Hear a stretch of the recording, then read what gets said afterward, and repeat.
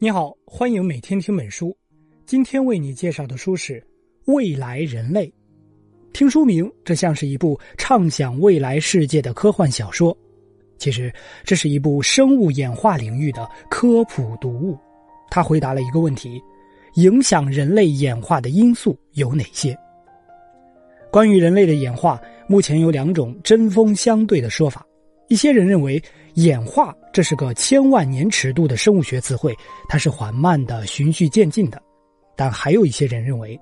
从16万年前最早的人类出现，人类的演化便呈现加速度。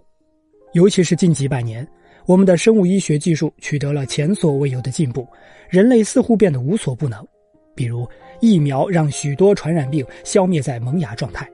而基因技术呢，给了我们一把打开生命之门的钥匙。依照这样的态势，人类或许很快就会抵达演化的终点。人类是否还在演化呢？这本书的答案是肯定的。不过，本书认为，真正值得我们关注的其实是人类将如何演化。换句话说，就是从生物学角度来看，人类这种生物在未来有可能发生哪些变化。为了搞清楚这个问题，本书作者美国莱斯大学生物学系教授斯考特·所罗门采访了多位从事相关研究的人类学家、生物学家、遗传学家、医生和心理学家。作者在本书开篇便给出这样的回答：我们这个物种从未停止过演化，并且我们已经进入了演化史的一个崭新阶段，它使我们的未来更加有趣，但也前所未有的难以预测。本书对于未来人类演化的结果并没有给出答案，但作者分析了影响人类演化的各种要素。从自然环境角度来说，感染性疾病、环境引发的基因突变，这些传统因素还在继续影响着人类演化，起着基础性的作用。不过，随着人类平均寿命的延长、饮食习惯的改变、药物和避孕措施的使用，以及教育普及、网络约会的流行，社会文化因素对人类演化的影响越来越明显。同时，别忘了，在人的身体内部，其实还有许许多多与我们共存的微生物，它们也在悄然影响着人类的演化。下面，我们跟随作者由外向内了解影响人类演化的三大要素，分别是自然环境、社会文化和人体内的微生物群落。自然环境是影响人类演化的基础要素，其中感染性疾病非常关键。作者直白地说，感染性疾病是我们演化历史中最重要的驱动力，并且我们有充分的理由相信，它们在我们这个物种未来的演化中依然发挥着举足轻重的作用。一些感染性疾病其实已经伴随我们成千上万年了，比如疟疾这种疾病导致人类死亡的历史就可以追溯到16万年前，也就是人类这个物种的诞生之初。那我们就以疟疾为例，看看感染性疾病如何影响人类的演化。在20世纪中叶，一位叫安东尼·艾利森的医学毕业生参加了一项在非洲肯尼亚的调研工作。艾利森承担的任务是采集当地民众的血液样本，他在本地居民的血液中发现了镰刀型红细胞。正常的红细胞是圆盘状的，上下两面向中心凹陷，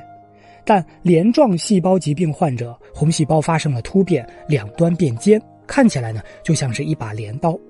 患有这种疾病的人，轻则贫血疼痛，重则有中风死亡的风险。但奇怪的是，在当地不同人群的血液中，镰状细胞出现的频率是不一样的。有的地区超过 20% 的人出现了镰状细胞的性状，而有的地区呢，这个比率却低于 1%。 那这是由于族群不同导致的吗？其实这与疟疾患病率有关。艾利森对此展开了实验，他发现镰状细胞患者感染疟疾的概率要更低。不过最初的血液样本主要来自成年人志愿者，所以艾利森谨慎地猜测，是不是这些成年人在小的时候接触过疟疾，因此产生了一定免疫力呢？于是艾利森在政府医疗工作者的协助下，又检测了没有得过疟疾的未成年人的血液样本，结果进一步佐证了他的发现，镰状细胞患者感染疟疾的概率确实更小。后继的研究者们给我们描绘了镰状细胞与疟疾发病率之间的相关性，以及疟疾影响人类演化的方式。俯瞰整个欧亚大陆，撒哈拉以南的非洲、地中海地区以及中东地区都是疟疾的高发地区。在正常情况下，如果人的基因发生突变，体内出现镰状细胞，随之引发贫血、疼痛，这是不好的。但如果是在疟疾肆虐的地区，比如我们前面提到的那些地区，疟疾的威胁要更大，尤其是对抵抗力较弱的儿童和孕妇来说，往往是致命的。那这个时候，人类演化就会本着两害相权取其轻的原则。那些发生基因突变、携带镰状细胞的人，侥幸躲过了疟疾，并留下更多的后代。你看，正常细胞突变成镰状细胞，在没有疟疾的地方是生存劣势，但是到了疟疾高发的地方，疟疾是更恶劣的生存压力，所以突变带来了生存优势。带有镰状细胞的人反而要比正常人更不容易得上疟疾。自然环境正是借助这样的方式来通过感染疾病影响人类演化的。正如作者所说，对未来人类而言，怎样的基因具有生存优势，或许应该参考具体的生存环境和技术水平。也就是说一个基因的突变是好是坏，得看你的生存环境和技术水平，得综合的评估，不能说一个基因突变了就一定是坏的。有的时候应对同一个自然环境问题，人体也会演化出不一样的解决手段，例如如何在高海拔环境下生活。作者提到，学界曾经对南美安第斯山区的秘鲁原住民进行了研究，与那些生活在海平面水平的低地原住民相比，生活在海拔高达3962米的安第斯原住民血液中的含氧量更高。这是因为在自然环境的选择下，安第斯人演化发展出更大体积的胸腔，以保证体内的血红蛋白有比较高的浓度，从而维持氧气的有效供给。但长期生活在安第斯山区的人也会患上一种名为慢性高山病的疾病，这种病的直接成因是体内的红细胞太多了。毕竟山区海拔高，氧气稀薄，那就需要生成更多的红细胞来帮助身体适应低氧环境，这好像是唯一的办法。不过同样是在高海拔地区生活，我国藏区的居民和南美安第斯的居民就不太一样。藏区居民也能非常好的适应在稀薄空气中生活，不过在他们的血液中，血红蛋白和血氧量都低于安第斯人。青藏高原可是世界上最高的高原，藏区空气的含氧量仅为低海拔地区的 40%。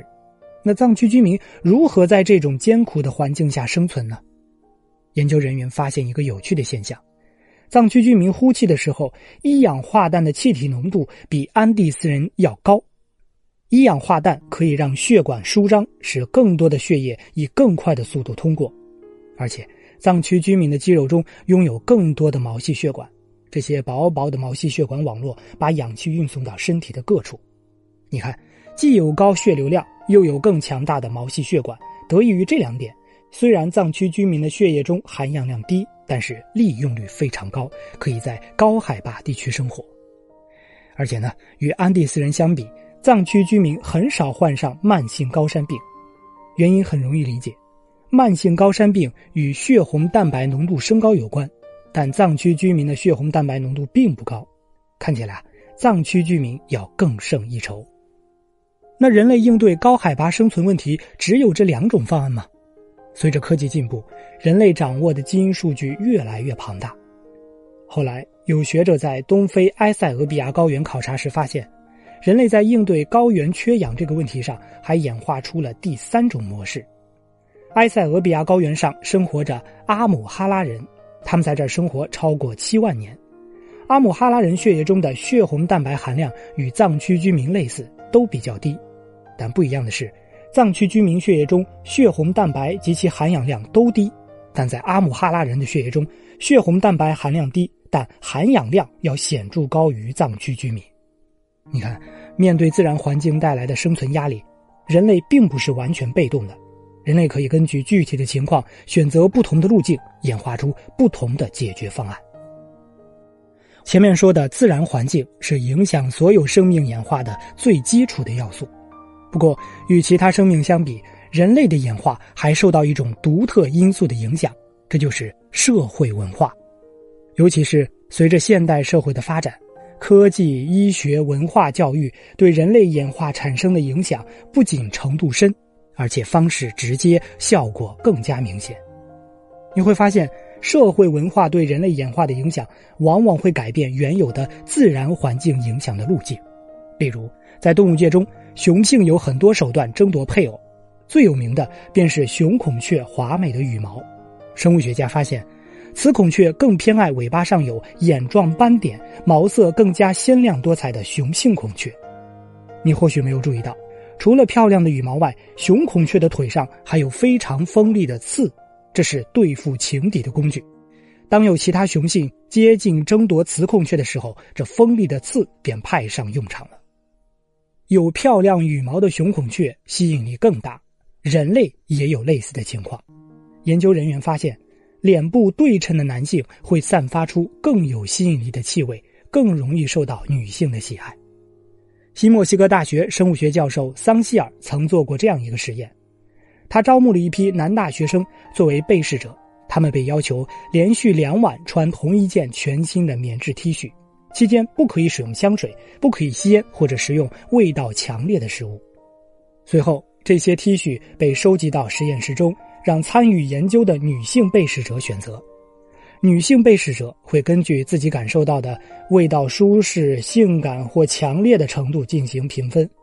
结果面部对称的男性的衬衣获得了更高的分数。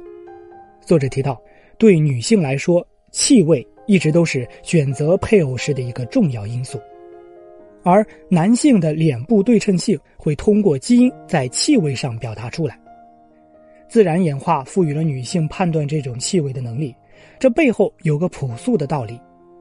一个脸型对称的人，往往意味着他的基因表达是正常的；一个脸型奇怪的人，他的基因组中很可能还潜藏着其他的基因异常。人类当然想要本能地避免这些异常出现在后代身上。大量的调查证明，脸型对称的男性在一定程度上拥有更多的孩子。自然选择是人类演化出一套求偶的本领，但随着科技的发展，许多因素都改变了这一点。比如，社交媒体对人类演化产生了非常直接的影响。近些年，在线约会流行起来了。这种约会方式直接改变了选择伴侣的各项条件的排序。比如，气味这个重要因素，在没有社交媒体的时代是非常重要的。只有气味相投的人才有机会走到一起。但线上交友的流行会把气味这个重要因素向后排，只能等到谈得差不多了，实际见面的时候才会发挥作用。而且对于那些性格内向的人来说，社交媒体无疑是福音。在以前，他们面对异性谈情说爱的机会很少，但现在呢，获得了更多表达自己的机会。作者在书中还举了自己的例子，在他24岁的时候，作者通过社交媒体认识了一位女生。那个时候，作者的身体已经发福了，如果是在现实生活中约会，这是个显而易见的麻烦。不过在线上沟通的时候，作者可以选择一张形象好一些的照片，这为他争取到更多聊天的机会。最终，作者凭借自己的学识、涵养和幽默俘获了那位女生的好感，并成功的线下见面。你看，社交媒体往往能给缺少外形魅力的人多一些机会，帮助他们更快地找到配偶并孕育下一代。除了社交媒体以外，避孕技术也会影响人类的演化。书中提到，激素类避孕药是美国最常见的避孕手段，但研究发现，服用激素类避孕药会影响本人对气味的偏好，原本气味相投的人可能会变得不再和谐，不再满意。除了刚才提到的恋爱以外，社会文化还会通过影响人的生育来影响人类的演化路径。有一位做人口学研究的博士在加拿大的榛子岛做过调研，他发现在1800年到1939年出生的几代人中，女性成为母亲的平均年龄由26岁降低到了22岁。之所以有这样的现象，其实是自然选择的结果。作者提到，在没有外界影响的情况下，自然选择会使人类倾向于更早生育，这有利于人口繁衍，壮大社群。但教育机会普及、工作机会增多以及避孕药的使用、现代医疗的发展，在许多因素的推动下，女性首次生育的年龄逐年升高。这就意味着一对夫妇在一生中拥有的孩子数目会有所减少。作者特别提到，在生育比较晚的家庭中，父亲一方对子女会产生更大的影响。有学者研究了北欧国家冰岛，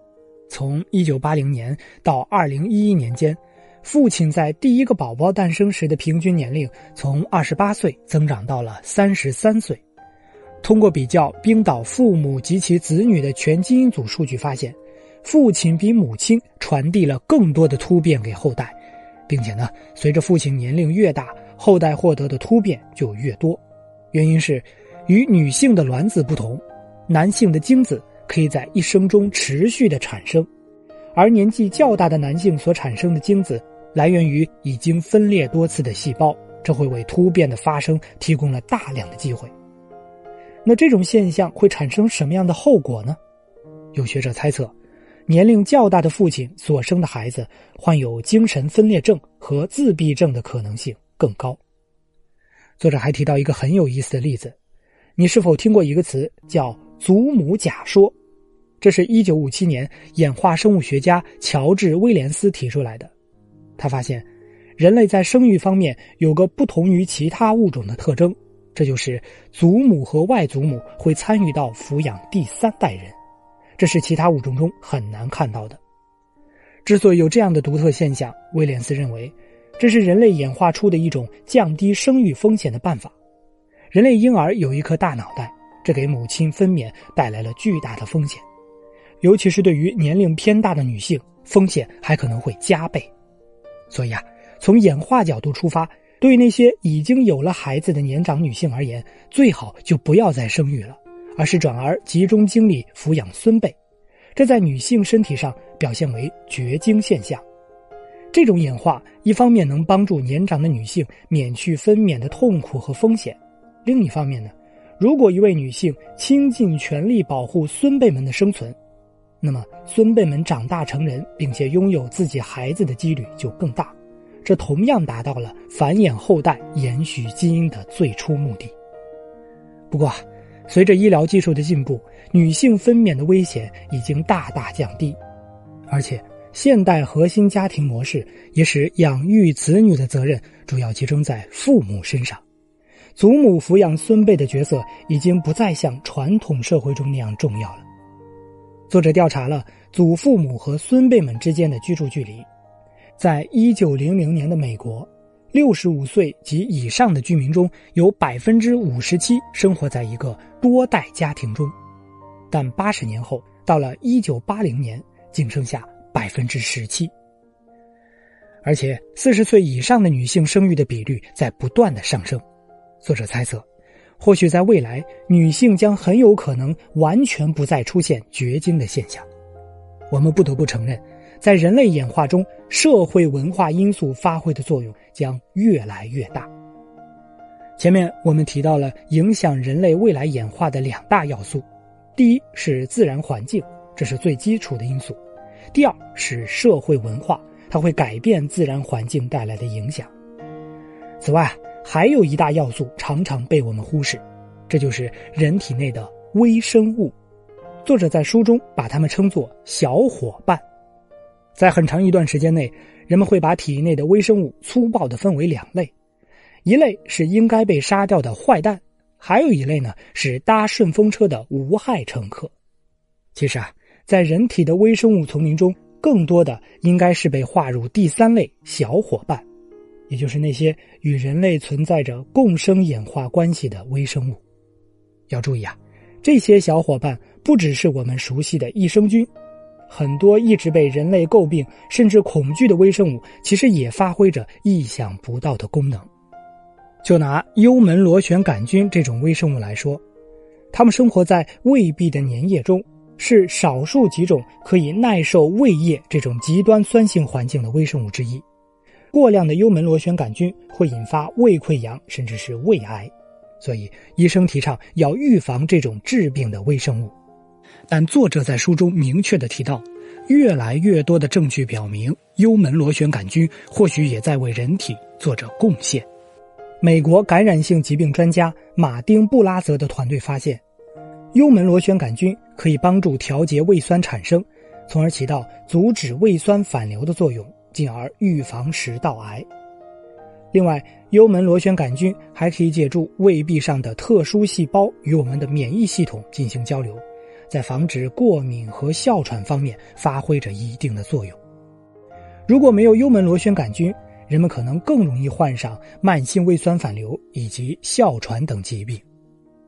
其实幽门螺旋杆菌与人类共存已经有10万年了，曾经陪着人类从非洲走到全世界。但最近几十年，幽门螺旋杆菌正在迅速地减少。布拉泽发现，2002年至2006年这4年间出生于荷兰鹿特丹的孩子中，胃里有幽门螺旋杆菌的人数比他们的母亲少了75%。在人体中，像幽门螺旋杆菌这样的微生物还有很多，关于它们的研究还在进行中。在更确切的研究结果发布之前，我们不妨记住布拉泽说的那句话：大家应该以更微妙的眼光看待细菌对人体健康所发挥的作用。你看，微生物在影响我们的演化，其实我们也在不断地改变微生物的生存环境。随着人类逐渐涌向城市，人体内的微生物多样性正在丧失。生态学家有一个几乎一致的观点：更加亲近大自然的乡村地区，生物多样性会远胜于城市中的人。而生物多样性越强的地区，在面对变化时的复原能力也会越强。可以想到，习惯了城市生活的人更容易出现一些特殊的病症。这可不是近些年突然出现的，在人类历史上，只要人类生活环境发生剧烈变化，人类就会出现一些奇怪的病症。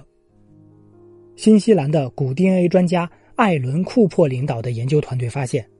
伴随着农业的发展和工业革命的完成，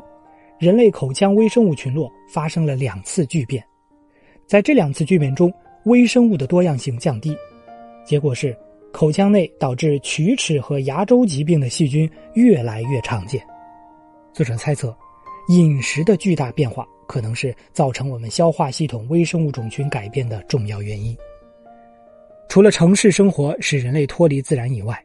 现代社会的一些进步之处其实也伤害了微生物，进一步影响了人类的演化。比如抗生素能帮我们有效地对付结核病、麻疹和甲型肝炎等疾病，但恰恰是在这些疾病的发病率降低的20世纪下半叶，新的问题出现了，比如肥胖、食物过敏和癌症。作者把它们称作现代瘟疫。人类在婴儿期如果接受过抗生素治疗，会比没有接受过抗生素治疗的孩子更容易肥胖。甚至无菌环境这种人类医学的伟大进步也会引发很多问题。研究发现，通过剖宫产出生的孩子要比顺产的孩子更容易肥胖，也更容易患上哮喘或者是其他的过敏反应。到今天我们已经充分认识了微生物和人类的共生关系，但对它的了解还十分的有限，可见我们对微生物的认识还有漫长的路要走。2008年，美国国立卫生院启动了人类微生物组计划，首要目标是为生活在健康人体内和体表的微生物物种创建一份详细的清单，这份清单被命名为核心微生物组。研究者将关注的焦点集中在身体的5个主要部分，分别是皮肤、口腔、上呼吸道、小肠和阴道。这些地方拥有人体内最出色的生物多样性。到这儿本书的主要观点就为你介绍完了。做个小结，人类还在演化吗？答案是肯定的。只不过我们的演化之路与以往不同。在过去的漫长历史中，人类演化主要受自然环境影响。自然环境会筛选出能够适应现状的生命体，但人类并不只有被动接受，面对同一个问题，人类可以找到不同的解决路径。比如，同样是应对如何在高海拔生活这个问题，南美的安第斯人的办法是演化出更大的胸腔，提高血红蛋白量；我国藏区原住民则是演化出提高血氧利用率的能力。而在东非的埃塞俄比亚，阿姆哈拉人的血红蛋白含量低，但含氧量较高，问题同样解决了。随着社会发展，科技、教育等因素越来越频繁地打乱自然环境规划的人类演化路径。比如，小小的社交媒体竟然能改变人类求偶婚恋的逻辑；晚育的观念、避孕的技术竟然可以改变人的基因。当我们关注各种外部因素的时候，别忘了看看自己的身体。在我们体内有一个正在运转的小小的世界，这里有一群与我们共存的小伙伴，这就是微生物们。它们种类丰富，数量众多，随着研究不断深入，通往未来人类的大门或许将被打开。作者在本书最后一章中提到一句让人毛骨悚然的话：我们所在的这颗星球在历史上已经发生过5次全球范围内的毁灭性事件。随着人类的发展，生物多样性的丧失，我们很有可能即将面临第6次大灭绝。其实，我们并不需要因此开始过上杞人忧天的生活。截至2021年11月，全球人口数已经突破了79亿，不久之后就会迈入80亿大关。随着人口增多，规模变大，人类社会的问题越来越复杂，但这或许是件好事儿。正如人类追求生物多样性一样，创新更容易在复杂性中结出果实。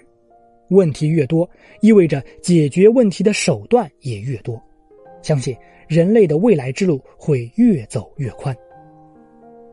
好，以上就是这本书的精华内容。你可以点击音频下方的文稿，查收我们为你准备的全部文稿和脑图。你还可以点击红包分享，把这本书免费分享给你的朋友。恭喜你，又听完了一本书。